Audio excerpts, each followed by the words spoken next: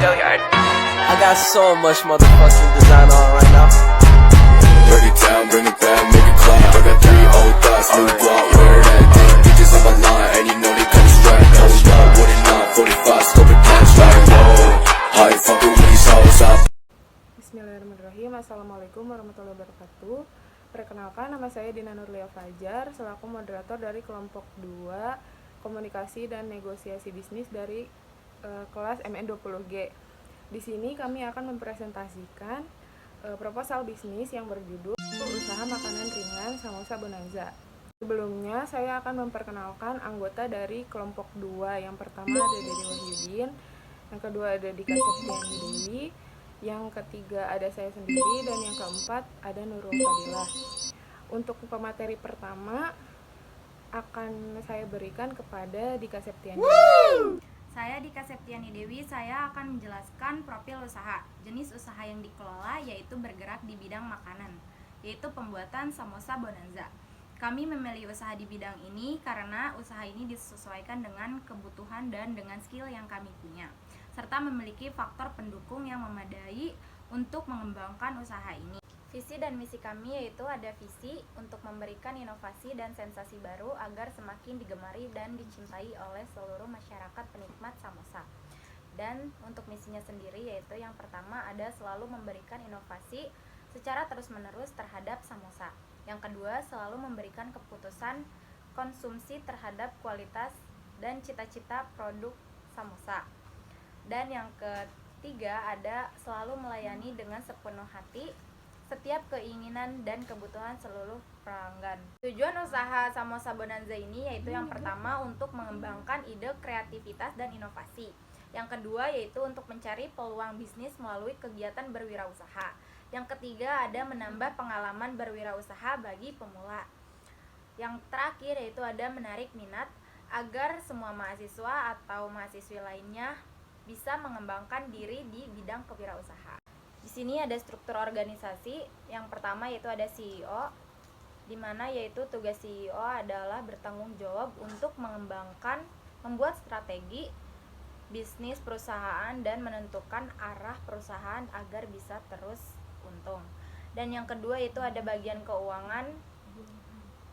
Tugasnya sendiri yaitu melakukan pengaturan keuangan perusahaan, melakukan penginputan semua transaksi keuangan ke dalam program, melakukan transaksi keuangan perusahaan, melakukan pembayaran kepada supplier, serta mengontrol aktivitas keuangan atau transaksi keuangan perusahaan, serta membuat laporan mengenai aktivitas keuangan perusahaan. Dan yang ketiga yaitu ada bagian produksi, yaitu bertanggung jawab dan mengawasi pelaksanaan proses produksi, mulai dari bahan baku awal sampai menjadi barang jadi. Menjaga dan mengawasi agar mutu bahan baku dalam proses dan mutu barang jadi sesuai dengan standar yang telah ditetapkan. Perusahaan bertanggung jawab atas perawatan melalui mesin produksi. Dan yang terakhir itu ada bagian pemasaran. Tugasnya sendiri yaitu yang pertama riset informasi dan analisis tren pasar, serta melakukan banyak promosi-promosi lewat media sosial ataupun langsung. Baik, saya Nurul Fadilah akan melanjutkan materi tentang legalitas bisnis, yaitu ada akte pendirian SIPI yang diserahkan oleh pengadilan setempat, yang kedua surat izin domisili, yang ketiga SIUP atau yang disebut surat izin usaha pengusaha, yang keempat NPWP nomor pokok wajib pengusaha, yang kelima TDP tanda daftar perusahaan, yang keenam sertifikat rumah sebagai jaminan, yang ketujuh surat kawin, yang kedelapan kartu keluarga, dan yang kesembilan kartu tanda penduduk. Selanjutnya kerjasama bisnis, yaitu dalam kerjasama bisnis daging yang kami dapatkan itu dari pemasukan langganan kami di pasar daging. Berikut yaitu identitas usaha kami. Nama usahanya yaitu Samosa Bonanza, jenis usahanya makanan, lokasinya di Karawang, alamat di di Jalan Ranggong Waluyu, Sirnabaya, Puserjaya, Teluk Jambe Timur, Karawang, Jawa Barat. Email usaha kami samosabonanza@gmail.com. Nomor telepon 0896 02 72 14 62. Selanjutnya ada aspek produksi. Yang pertama, jenis produk. Samosa merupakan jajanan yang sebenarnya sudah begitu lama dikenal. Sebagai jajanan pasar, samosa dijual dalam bentuk siap saji, sudah memiliki permintaan pasar yang relatif stabil. Tetapi samosa yang sekarang banyak dijual di pasaran yaitu berisi daging dan keju. Dan keunggulan samosa yaitu dari samosa ini sendiri berbeda dengan samosa yang lainnya. Apabila samosa pada umumnya menggunakan isian sayur, samosa ini berbeda yaitu menggunakan isian daging dan keju. Baik, untuk materi selanjutnya yaitu tentang alokasi usaha. Nah, usaha ini berlokasi di Jalan Ronggowaluyo, Sirnabaya, Puserjaya, Teluk Jambe Timur, Karawang. Kami memilih lokasi tersebut karena tempatnya dekat dengan daerah pemasaran, yaitu dekat dengan kampus Universitas Buana Perjuangan Karawang dan warung-warung yang dekat dengan lokasi usaha tersebut. Untuk akses transportasi menuju kedai samosa ini terbilang sangat mudah ditemukan karena berada tepat di tepi jalan. Selanjutnya ada kegiatan pasar dan pemasaran. Yang pertama ada batasan pasar. Untuk batasan pasar ini kami tidak membatasi bagi siapa saja yang ingin menikmati samosa ini. Selain karena unik, samosa ini juga sehat, kaya akan vitamin karena menggunakan bahan-bahan pilihan yang fresh. Yang kedua ada target pasar. Segmentasi pasar yang dituju tidak terbatas pada golongan tertentu, karena samosa ini banyak digemari oleh semua kalangan, baik anak-anak, remaja, dewasa, hingga lansia. Dan yang ketiga ada rencana pemasaran. Dengan usaha samosa yang sudah memiliki pelanggan tetap, maka kami akan menambah pemasarannya dengan membuka stand, juga menerima delivery order. Selain itu, kami juga memanfaatkan media sosial seperti Instagram, Facebook, WhatsApp untuk mempromosikannya. Nah, baik, kita lanjut ke aspek keuangan. Untuk yang pertama, di sini ada perkiraan biaya modal.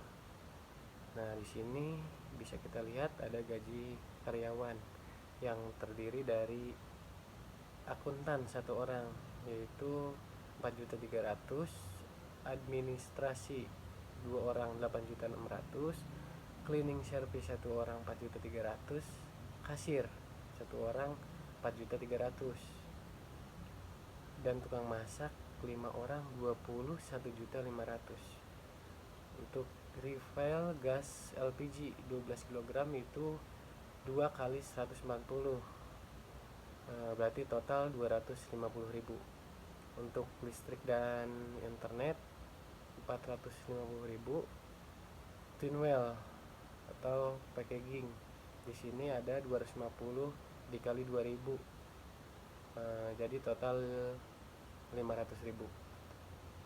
Lanjut ke paper bag, ada 250 dikali 500, total 125.000. Dan sekarang ke bahan-bahan. Nah, di sini ada lumpia.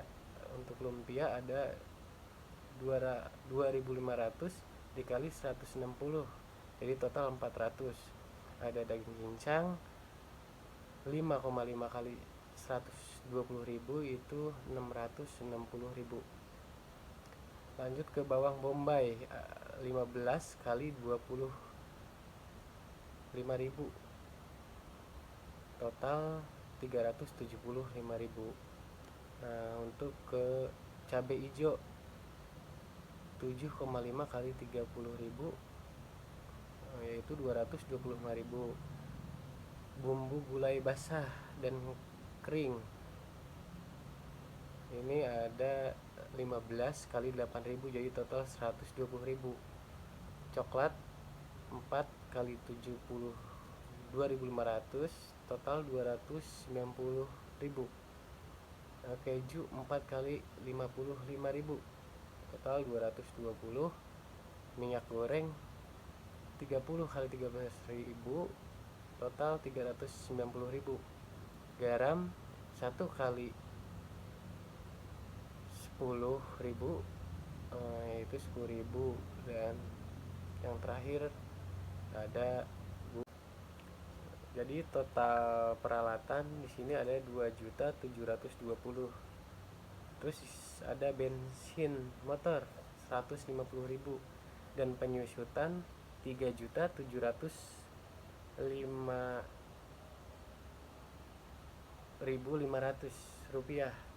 Nah, untuk total keseluruhan 50.990.500 rupiah. Lanjut ke poin 2 yaitu perkiraan biaya operasional. Nah, dari ini ada periode dalam 1 tahun. Untuk yang pertama ada biaya listrik dan internet. Biaya 450.000 per unit. Ini periode 12 bulan. Jadi total selama 1 tahun itu 5.400.000. Untuk kedua servis motor 180.000. Untuk total 1 tahun 2.160.000. Yang ketiga ada bensin motor 150.000. Total 1 tahun 1.800.000. Sewa bangunan 50 juta untuk 1 tahun, berarti tetap 50 juta. Sekarang ke gaji karyawan. Satu akuntansi 4.300.000, berarti selama setahun total 51.600.000. Dua administrasi biaya 4.300.000. Untuk dua administrasi 4.300.000. Jadi total untuk 1 tahun 103.200.000 rupiah. Untuk satu cleaning service 4.300.000 selama setahun 51.600.000. Satu kasir 4.300.000 selama setahun 51.600.000. Untuk 5 tukang masak 4.300.000 selama setahun, berarti 258 juta. Biaya perawatan 1 juta. Ini mencakup untuk 1 tahun, berarti total sama 1 juta. Terus refill gas LPG 12 kilo 140.000.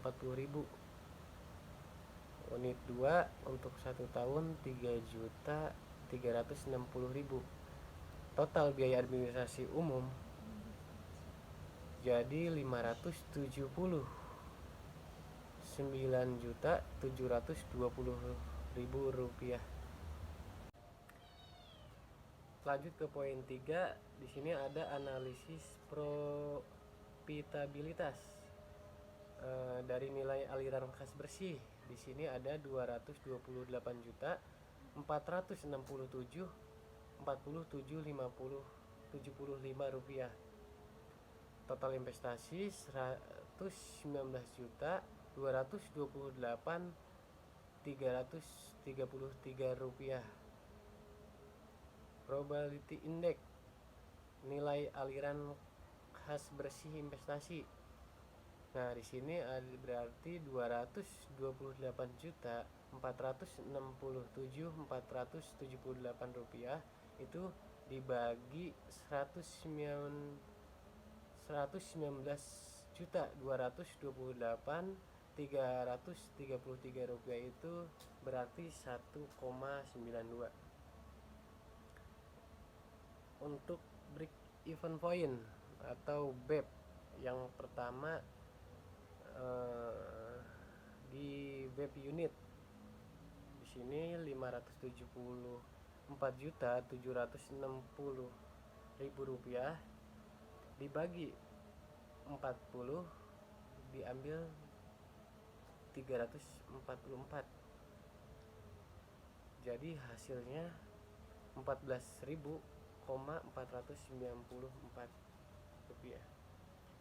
Dari BEP RP 574.760.000 rupiah dibagi 1 min dalam kurung 344 dibagi 40.000.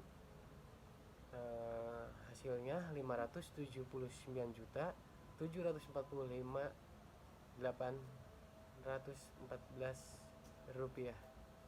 Ini dari Break Even Point tahun 2022. Lanjut ke untuk tahun 2023.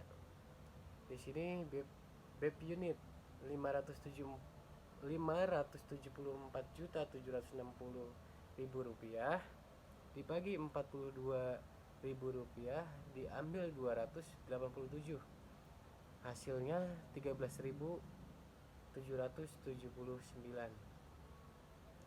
Lanjut BEP RP 574.760.000 dibagi 1 min dalam kurung 287 dibagi 42.000, itu hasil 578.714.549 rupiah.